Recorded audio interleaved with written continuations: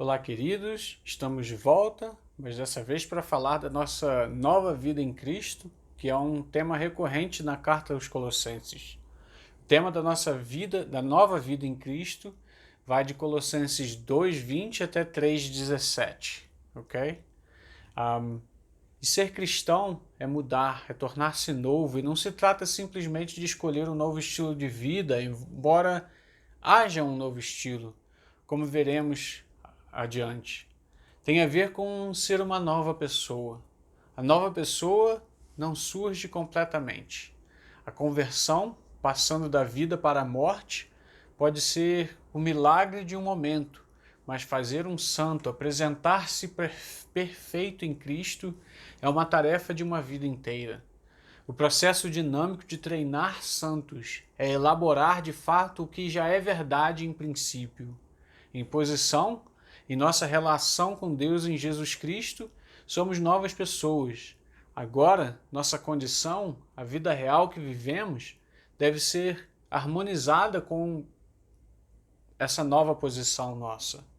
Certa vez um homem disse a Moody: Senhor, eu sou um homem que nunca precisou de ajuda de ninguém para me tornar o que eu sou hoje. E Moody, D.L. Moody, respondeu: Então você salvou o Senhor Deus de uma grande responsabilidade. É o Senhor que nos fez e que nos refaz. Duas coisas aconteceram na queda e em nossa própria queda. Nós nos afastamos de Deus e a sua imagem dentro de nós foi quebrada, distorcida, desfigurada. E duas coisas acontecem na salvação. Somos reconciliados com Deus, o nosso distanciamento é dissolvido pela graça justificadora de Deus na cruz de Jesus, nosso status é alterado, tornando-nos amigos de Deus, aceitos por Ele como se não tivéssemos pecado. E dois, há uma recriação da imagem de Deus na vida do crente. E esta é a razão pela qual John Wesley falou sobre a graça que nos atinge e opera de três maneiras específicas: graça preveniente, graça justificadora e graça santificante.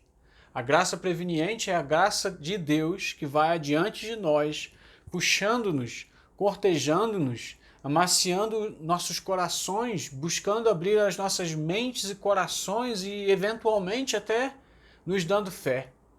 Até mesmo a fé que exercemos para a nossa justificação é o resultado de sua graça.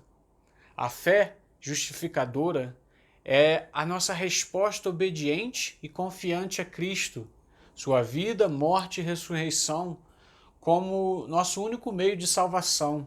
E a graça santificante é a obra de Cristo dentro de nós, seu Espírito restaurando a imagem quebrada, completando o que começou na justificação. Nada menos que uma nova criatura, perfeita em Cristo Jesus, como Paulo fala em Colossenses 1:28, criada segundo Deus em verdadeira justiça e santidade, como ele fala em Efésios 4:24, e renovada no conhecimento, segundo a imagem daquele que nos criou, Colossenses 3:10.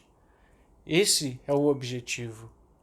Vamos falar sobre a nossa vida escondida com Cristo. Colossenses 3, de 1 a 5, fala assim: Já que vocês ressuscitaram com Cristo, ponham o coração nas coisas do alto, de onde Cristo está sentado à direita de Deus.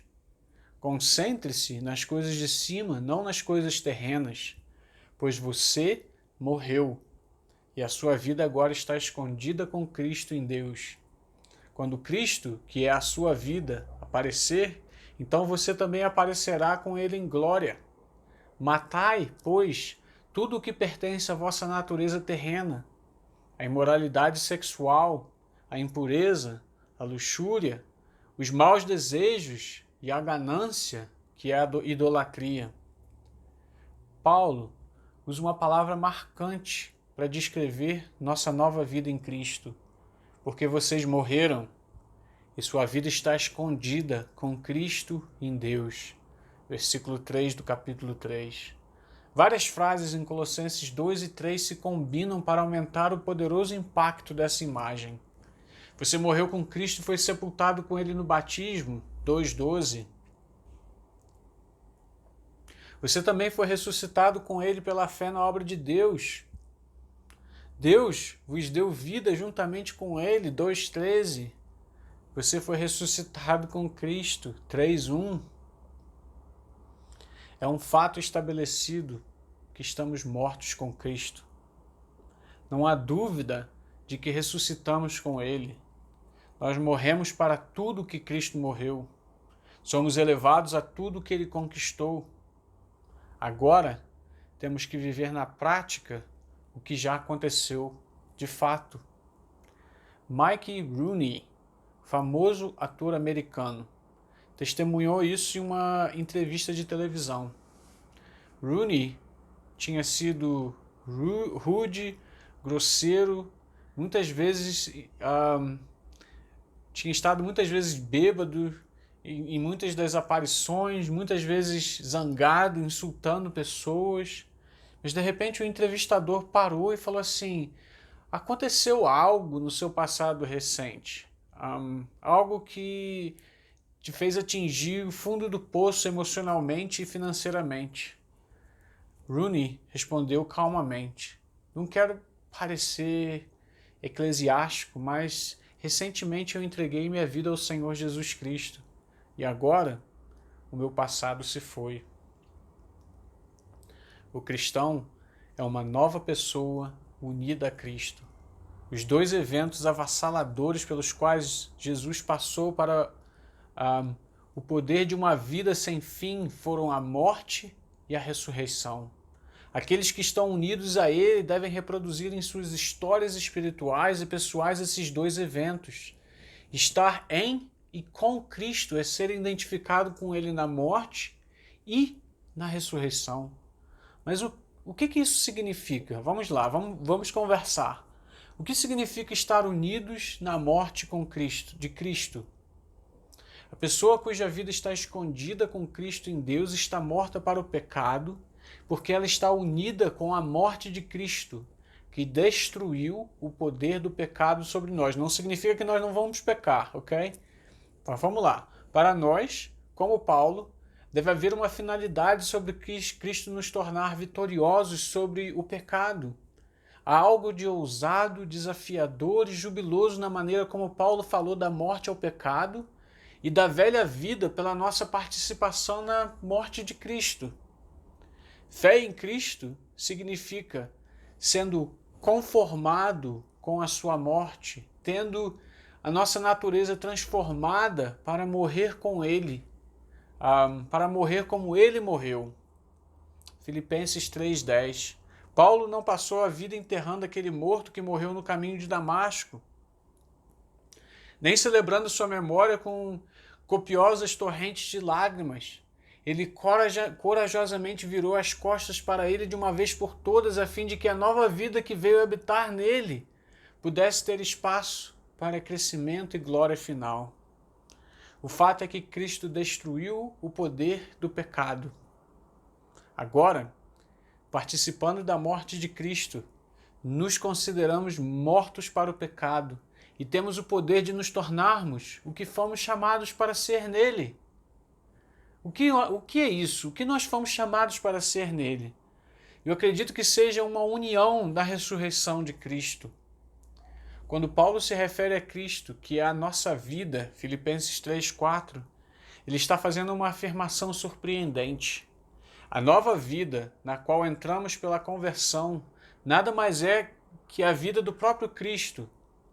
Se esta fosse sua única referência a isso, poderíamos questioná-la, mas isso não é um pensamento secundário. Paulo fala da vida de Jesus sendo manifesta em nosso corpo. 2 Coríntios 4,10. Ele também fala da lei do Espírito que vence a lei do pecado e da morte e traz a vida que está em Cristo Jesus, que ele está falando em Romanos capítulo 8, versículo 2. Esta nova vida não é diferente da velha vida apenas em grau. É um novo tipo, uma nova qualidade de vida. Paulo faz essa afirmação radical de que essa nova vida nada mais é do que uma nova criação. 2 Coríntios 5,17. Aquele que está em Cristo, nova criatura é, as coisas velhas se passaram e tudo se fez novo. Isso significa pelo menos duas coisas. Primeiro, a morte não tem poder sobre nós. O Senhor ressuscitado e exaltado venceu a morte. Não esperamos pela vida eterna, nós temos a vida eterna. Ela nos foi dada pelo Cristo ressurreto. Ressuscitado com Cristo, o glorioso privilégio de começar agora a vida com Cristo, que continuará eternamente, é nosso. Compartilhar a vida de Cristo, do Cristo ressuscitado, significa uma segunda coisa. O poder que ressuscitou Jesus dos mortos também é nosso poder. Não temos que ser vítimas do pecado. As limitações da ordem atual não precisam nos superar. Passamos do domínio da carne para o domínio do Espírito. Existe mais uma outra coisa, que é o batismo. O batismo é o ponto de referência de Paulo para falar sobre a vida escondida com Cristo em Deus. O batismo de um cristão não é diferente da circuncisão judaica, diz Paulo. No batismo, somos marcados como cristãos. Esta é uma circuncisão feita sem mãos. A circuncisão de Cristo, na qual somos sepultados com Ele no batismo. O batismo, nossa entrada na igreja, é pela água. Assim, a morte pela água é uma compreensão desafiadora e autêntica do batismo.